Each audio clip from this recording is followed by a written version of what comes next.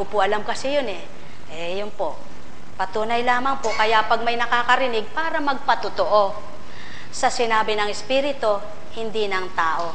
Kaya po sa tuwina, laging may kasamang alagad si Apo Kunching para mayroong magpatotoo sa narinig. Sapagkat, bakit po ang sinasama yung medyo may tapang at katapatan? Sapagkat kung alagad ka man po, sabi mo lang, hindi po mababatid yun. Naganap. Pero, magagalit. Buhay po ba ang Diyos? Buhay po ba ang Diyos? Kaya mga alagad, nako, di baling madaldal kayo si totoo lang. Pero pigilin na ninyo yung bibig nyo kung di totoo dinadaldal nyo. Buhay po ba ang Diyos? Buhay po ba ang Diyos? Si Cecil, matapang na yan. Matapang na si Cecil. Pag ginusto ng Ama, matapang na talaga yan. Buhay po ba ang Diyos? Alam nyo po, huwag mo sabihing mahiyain ka kapag ginusto ng Ama. Naku, patatapangin ka at padadaldalin ka. Huwag mo sabihing ikay mahiyain at walang alam. Naku, magiging pa ng dunong. Kanino magmumula? Huwag lang sana kay demonyo. Buhay po ba ang Diyos? Buhay po ba ang Diyos? Mga minamahal ko, buhay nga po ba ang Diyos? Nadaman niyo po bang buhay siya? Naramdaman niyo po bang buhay siya? Nakita niyo po bang buhay siya? Sana po wag na kayong tulog. Tulog sa diwa. Tulog sa pandama. Tulog sa pangunawa. Kundi mabuhay na, naganap sa kalooban, kagustuhan ng Diyos na dakila. Magandang umaga po. Salamat kapatid. Buhay ba ang Diyos?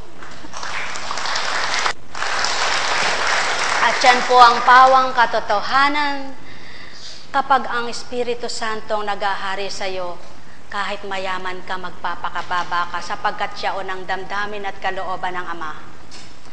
Kahit mayaman ka pa, mataas ka, sasabihin mong makapangyarihan ka, ibababa mo yung pagkataas sa iyo na makapangyarihan at ibababa mo sa kapwa mo. At salamat, purihin po ang Ama. Yan po ay nagaganap sa mga anak na hinirang niya, na kung ito'y magsisilbing tanglaw sa tuwina, wala na pong maliligaw sa Kanya. Muli po'y magandang umaga at pagharian kayo ng Diyos Ama, Diyos Anak, Diyos Espiritu Santo. Buhay po ba ang Diyos? Buhay po ba ang Diyos? Ngayon po, naku, paalala lamang po. Paalalang paalala. Katulad dalawa ang nakasakbit sa iyo. Opo, alam ko po. Pero susundan ko po yung sinasabi kong dalawa. Ano po? 79, 80. Naku po, ay wag naman kayo magkaroon ng sakit na kalimot. Ano po? Diyos ka, ilam na po ba yung ginawang numero dito sa dakong ito? Ba't kaya kailangan pa ng numero? Di po ba kayo pwedeng walang numero? Di po ba pwedeng magparaya ang bawat isa para wala na pong sinasakbit-sakbit sa inyo para kayong nag-aaral? Dili kaya sinasabit-sabit para kayong mga magrarasyon? Pwede po ba yon? Yung wala na pong ganyan. Alam nyo po, subukan po ninyong magpalaminate kung magkano ang bayad. Ngunit salamat po sa nag-alay. Libre po ito. Sa kanila po lahat. Wala pong bayad. At may napakabait po talaga ng Ama. May nagbigay para bagang, pwede ba tanggalin ko, anak? Una nating ito, kaya pala may sasakbit. Di po ba? Di po ba napakaliwanag ang katotohanan na ang Diyos ay buhay? Sapagkat alam niya pong walang pambili si Apo Kunching, kaya may nagbigay po nito.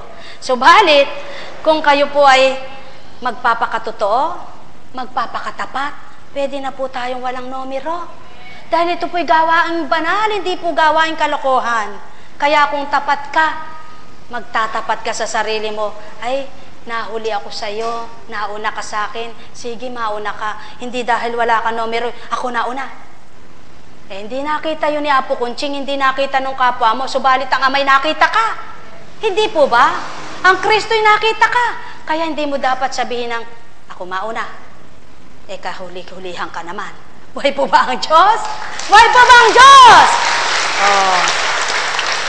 Ay, katulad po nito, ay, uuwi ko, eka, walang sabitan ng ID yung anak ko. Ay, patay na. Naubos na ang sabitan. Buhay po ba ang Diyos? Buhay po ba ang Diyos? Naku, ay, mura lang naman po yung sabitan na yan. Baka po kung yung mura na yan ay siya pang bibilin mo ng kaluluwa. Naku po, mahal na ama ko, hindi mo mapaparating sa langit ang kaluluwa mo sa mura na yan. Nagkasala ka lang. Nadagdagan ng kasalanan. Nabawasan ang iyong moralidad. Nawala pa ang iyong... Nako, kanino ka kaya anak? Nawa po, huwag kayo magdamdam, kundi kayo unawa. Nawa po, huwag kayong magalit, kundi kayo magbigay. Pangunawa, pagpaparaya, at pagmamahal. Nawa po, ilang pong beses na, napalit-palit na lang ang numero na yan. Hindi na po nakakampleto at nakabuo, laging may kulang at nawawala. Lalo na po ngayon. Naku, eka, may picture pala si Divine tsaka si Apo Kunching. Naku, remembrance ko, eka, ito tatangayin ko na. Buhay po ba ang Diyos? Buhay po ba ang Diyos? Naku, pwede naman po kayong magkaroon ng remembrance sa puso nyo, wag na po yan. Ano po?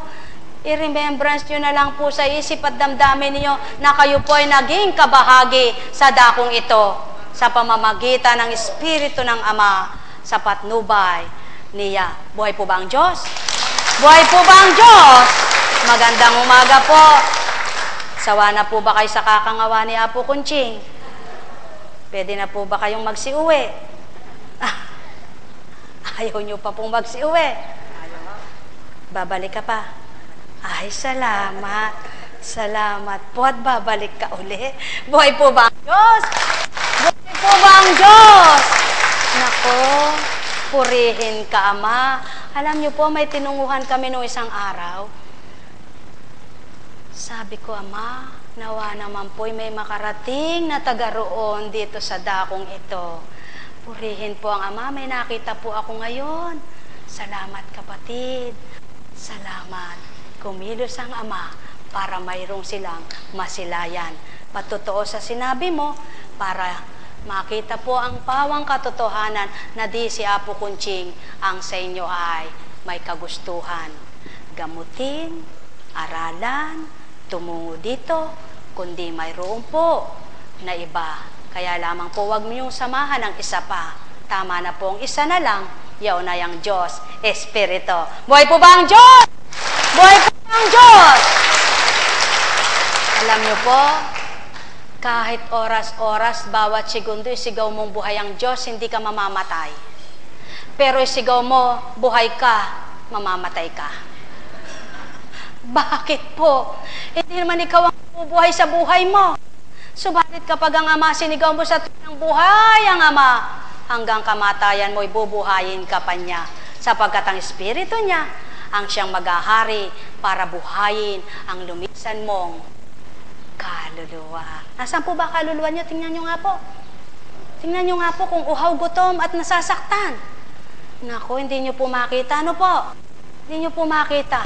Pero hindi po kaluluwa sa tabi niyo dyan. Naririnig niyo po ba yung pagluha niya? Naririnig niyo po ba yung paghidaing niya? Hindi po ano.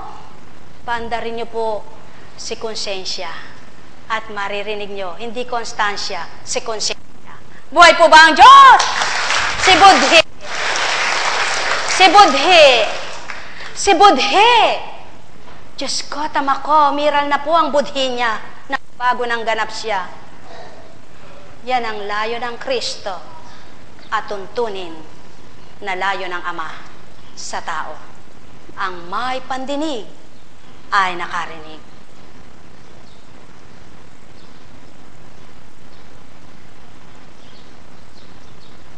Buhay po ba ang Diyos? Ilang taong ka na, anak?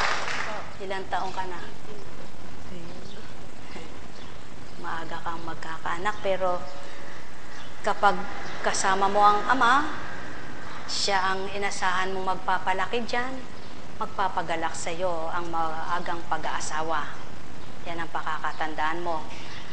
Sabi nga po, may istorya, sabi nga po ng matatanda, asawa 40 na ako kay nag-asawa 40 na. Naku anak, huwag ka munang mag-aasawa. Kahit na kay mag-asawa, tingnan mo nga ako. Ako nag-asawa, ba't naabutan ko pa yung apo ko? Nung panahon niya na yun, inaabot na 100 ng tao.